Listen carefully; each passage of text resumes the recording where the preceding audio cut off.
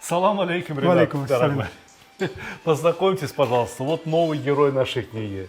Вы можете его называть дядя Ренат, а я буду называть его Ренат брат. Как будет по-татарски сказать Ренат брат? Абый.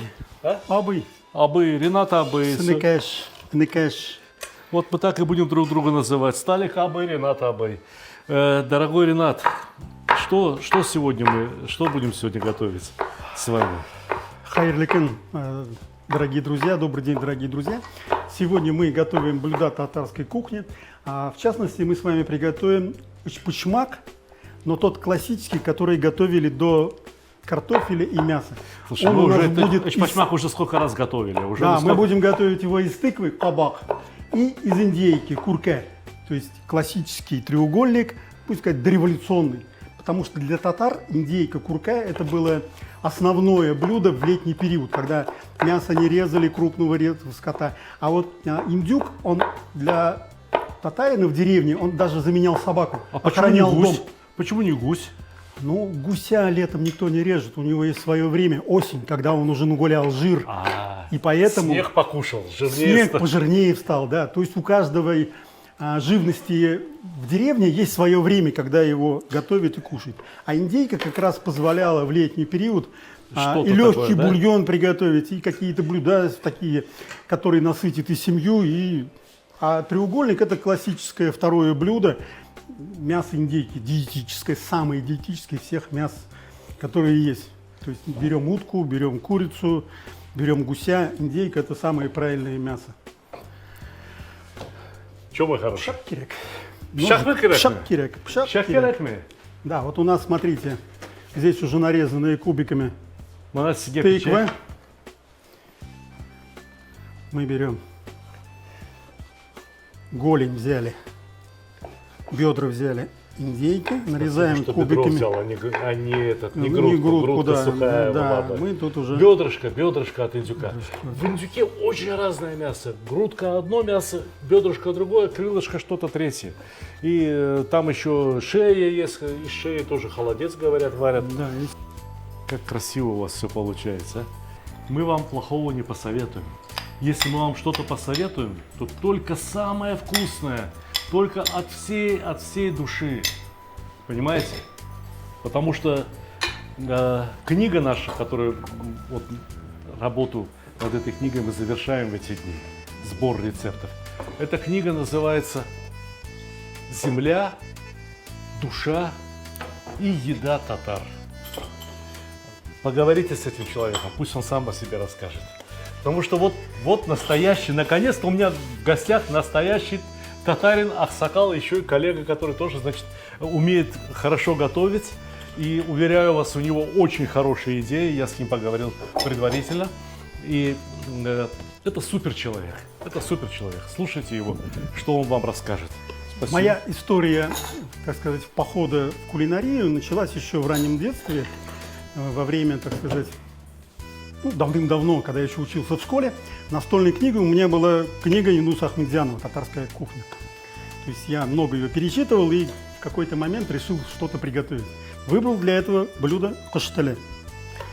Так как я доверял этому человеку. Хворост такой, кусочки хворост, теста, да, я зажаренные в решил, масле с значит, сахарной приготовить, пудрой. не отходя ни на шаг, как написано, и начал его готовить.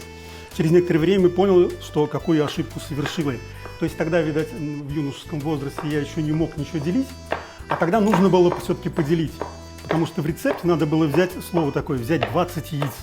То есть если у меня хватило... Сколько? 20. А что, 30 нельзя было здесь? Ну, в рецепте было написано 20. Юнус Ахмедзянов не стеснялся, ресторанный, так сказать, шеф-повар, чего уж мелочиться. 20, так 20. Я взял 20. Ну и понимаете, сколько было теста и сколько было всего истрачено из продуктов. То есть мало только тесто замесить, надо же еще это было обжарить. Соответственно, топленое масло через какой-то период времени кончилось. Пришлось уже жарить на растительном масле. То есть вся квартира была в каштале. Ну, результат такой, что мне запретили дома трогать уже продукты. Ну, благо, через некоторое время у меня появилась возможность учиться кулинарии уже профессионально. Я поступил в кулинарное училище. И все-таки, наверное, мои мольбы увидеть вживую Юнуса Ахмедзянова сбылись. И меня на практику отправили в Дом татарской кулинарии, где я уже вживую общался и постигал правила всего. Сабы? Да, я в Доме татарской кулинарии истинный такой вот прям настоящий, как сказать, ученик его. Ты с Юнусом Хамидяновым за руку? Я здоровался? ученик его. А руки после этого не Какие слишком руки? часто? Ну, я руки... Дай руку пожать, если ты с ним руку пожимал ему. Что дальше будем делать? Так, мы приготовили начинку. Вот она. Тыква, нарезанная кубиками индейка и мелко порезанная кубиками. Так, и здесь у нас начинается кино, значит. Вот у нас там стоит сметана, яйцо, сейчас мы сливочное сначала... масло. Это все для чего? Сейчас мы сначала, значит, приготовим начинку. Солить будем чуть позже, потому что если сейчас мы посолим, она начинает давать сок. Поэтому Я надеюсь, эти 3 крошки соли это не все? Нет, я просто показываю, что соль будет в конце. Сейчас мы переходим к самому приготовлению теста. Для этого используется мука, сливочное масло, сметана, немного песочка, немного соли и татарский национальный продукт Тухум? юмурка. Юмурта. А юмурта Да, говорится, юмурка, да. Как по-азербайджански и Это- по-туркменски. Значит, яйца яйцами. Такое тесто мы готовили за последние дни уже раз 5-6. Это бездрожжевое тесто, мы его татарское замесили, тесто, да. стандартное. Вот мы его Для замесили. многих блюд одинаковое оно. Оно чем удобно. То есть вы можете приготовить его больше, чем надо, не надо переживать. Осталось, можете заморозить, и оно Сохраняет свои сохранит свойства. свои свойства. Так, продолжаем наш разговор. Солим. Перемешиваем фарш. Так как все-таки индейка это мясо, будем так говорить, диетическое, там нету жирности, мы немножко добавим масла сливочного. И теперь мы добавляем соль. Вот это сочетание не с картошкой, а именно с тыквой. Это недавно придумали или как? Это блюдо родилось давным-давно. Именно с тыквой? Да, с тыквой. То есть жил один татарин, у которого было 3 жены. Решил он сделать подарок. Но перед этим сказал своим женам: та, которая из вас лучше приготовит блюдо какое-то, получит подарок. А женщины решили, значит, ах ты и так с нами, да? Они ему приготовили треугольник. И сказали: родной, а теперь скажи, какой угол вкуснее, та из них его и готовила. И в итоге ему пришлось делать подарок всем своим трем женам. Я хочу пояснить правила, каким образом можно было жениться на 2, 3 либо 4. Четырех нельзя Во-первых, с разрешения первой жены. было. Да, только. Берешь вторую жену. Во-вторых, взял вторую жену, все должно быть одинаково, что у старшей жены, что у младшей жены. Никакой обиды между ними быть не должно, они должны жить как сестры. Все, значит, хочешь брать 3-ю жену, значит, надо спросить у первых 2, согласны они или не согласны. И тоже там есть определенные условия. А что, не могла родить или сына не родила она тебе, сына родила и так далее, у тебя уже нет основания там идти и говорить: давай возьму еще одну. Понимаешь? Либо ты уж слишком там богатый и такие возможности есть. Жириновский говорил, что надо возрождать это дело. Ну, ведь не от хорошей жизни, будем так говорить, мужчина вынужден был брать. То есть в те времена все-таки случались войны, мужчины погибали, женщины были, и все-таки с разрешения, так сказать. Поэтому эти все правила, они не просто, они написаны, так сказать, историей, традициями. И чуть позже вот мы коснемся как раз семейных традиций, благополучия семьи, как оно основывалось на питании. То есть в основу всегда ложилась такая основа, что то есть пищевое поведение прививалось в семье. И изначальные традиции приготовления еды основывались на мужчине. То есть у татар очень много блюд, связанные с именем жених.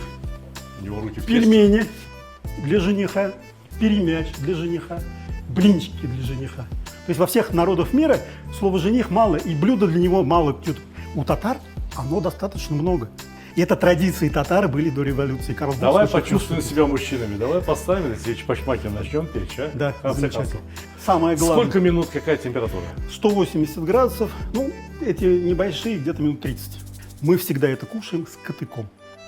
Катык – основной кисломолочный молоко. продукт, который позволяет вот этим всем, кто-то скажет, ой, тут жирное, там мучное, там картошка, там. То есть это все сглаживается катыком. Катык – уникальный продукт татарский, что у каждого татарина была корова. Не было коровы, заводил козу только ради того, чтобы на столе был катык. Наш катык. В Иране его говорят маст, где-то, значит, на Кавказе говорят мацони, мы все говорим катык. И турки почему-то говорят йогурт. Полезная штука. Кушайте на здоровье. Пошли в печку? Пошли в печку. Дорогие друзья, во-первых, мои книги всегда можно купить на сайте stalih.ru. Мы их отлично упаковываем, доставляем. И при желании покупателям я могу поставить какой-то личный автограф. Но еще мои книги можно купить на сайте megamarket.ru. Я внизу дам ссылку обязательно. Почему удобно покупать на сайте Мегамаркет? Во-первых, там сейчас проходит колоссальная акция. 31% кэшбэка. Что это означает? Вы покупаете вот эту шикарную книгу «Плов», либо вот эту шикарную книгу «Казан» за 3950 рублей, а вам начисляется кэшбэк 1225 рублей. Понимаете? Ну, посмотрите, просто шикарно. 543 рубля за недорогую книжку «Мангал». Недорогая, но очень полезная.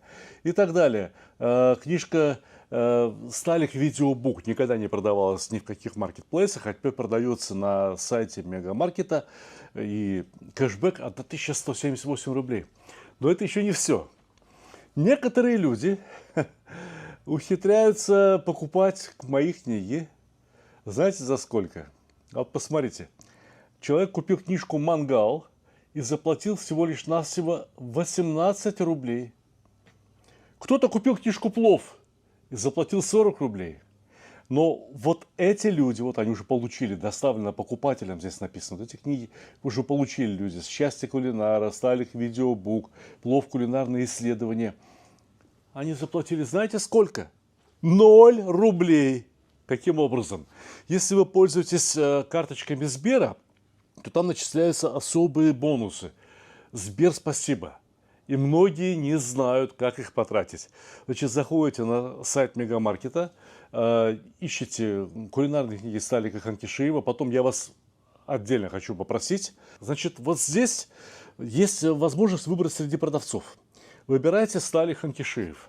Значит, почему это необходимо сделать? Дело в том, что очень многие какие-то магазины продолжают торговать моими книгами, но это остатки книг, которые кочевали со склада на склад и неизвестно в каком состоянии.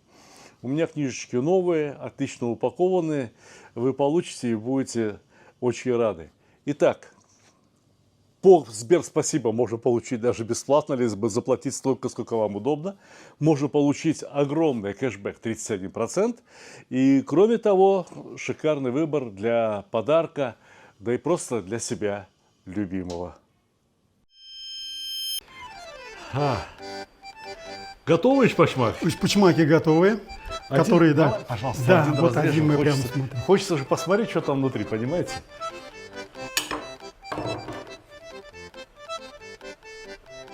Попробуем. Запросто, с удовольствием. Давай я себе тоже один угол отрежу. Вот, у меня есть уголок. Все это надо кушать с катыком. Ну-ка. Ну-ка, давай. Вот, катычок сюда раз пошел. Вот сюда катычок пошел. Да, приятного аппетита, ладно? Вот сразу остановимся.